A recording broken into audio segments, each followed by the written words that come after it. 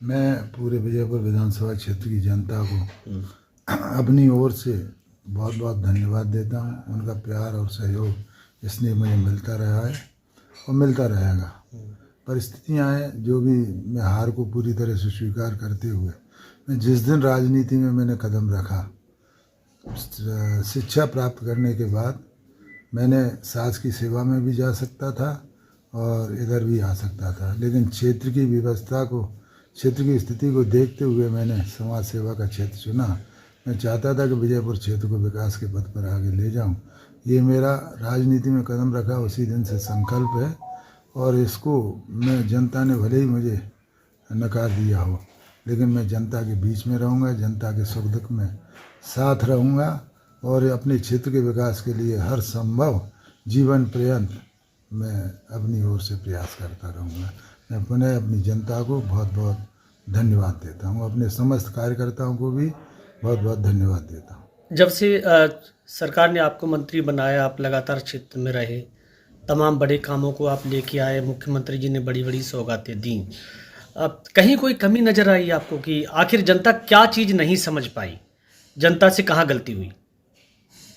जनता मंत्री पद अर्थात बढ़ता हुआ पद स्वीकार नहीं कर पाई। जनता नहीं कहो, कुछ ही लोग हैं। जनता ने तो मुझे 93,000 वोट दिए हैं, कुछ ही लोग जो स्वीकार नहीं कर पाए।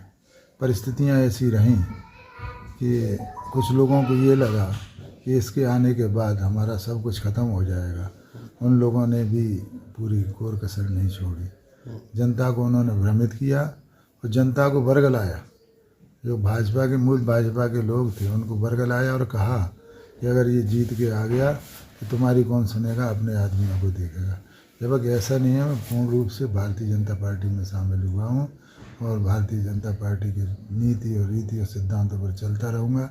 मैं माननीय मुख्यमंत्री जी का भी आभारी और धन्यवाद देता हूँ कि उन्होंने मुझे पार्टी में लेने के बाद मंत्री बनाया और मंत्री बनाने के बाद उन्होंने भरसक प्रयास किया। परिस्थितियाँ हैं, हार जीत होती रहती है। जनता में आप बराबर सक्रिय बने रहेंगे रामनिवास जी, आगे लोगों के दुख दर्द में शामिल रहेंगे? निश्चित रूप से अब मैं सीधा क्षेत्र में ही पहुंच रहा हूं और क्षेत्र में भ्रमण करूंगा और हमेशा जनता के हर सुख और दुख में मैं साथ रहूंगा। कभी भी कोई भी जनता को जब ज़रूरत पड़ेगी मैं उनके बीच में उपस्थित रहूंगा। केवल जनता ही नहीं, विजयपुर क्षेत्र के विकास के संकल्प को जीवन पर्यंत स्मरण करके काम करता रहूँगा।